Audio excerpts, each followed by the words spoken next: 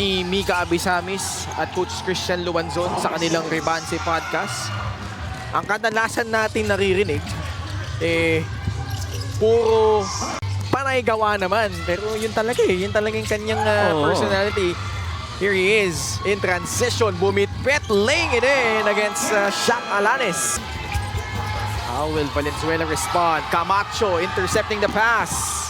He will lay it in for 2. Apat ng lamang ng Cebu, 23-19.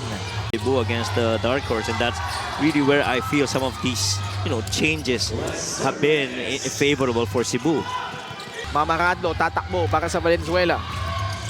Dire-diretso, Mamaradlo, despite the challenge of Camacho, able to put it up and in. Shot block of Cebu.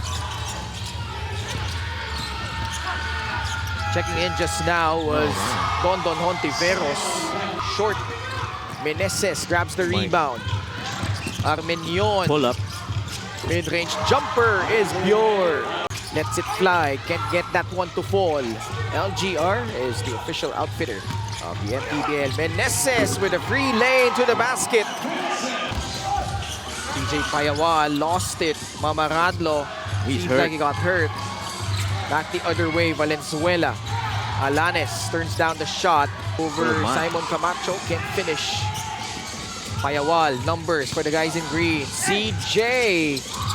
Little bit out of control, but still made it anyway. Armenion. Laban kay Michael Macaballo. Behind the back pass. Good pass. Escocio, catch and shoot. Gets it to go. Dondon was with the Cebu Gems ang tawag sa kanila nun.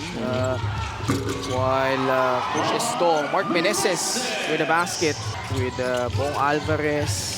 At syempre sa PB, nagtapat din yan. Coach Estong had stints with Pac Cola and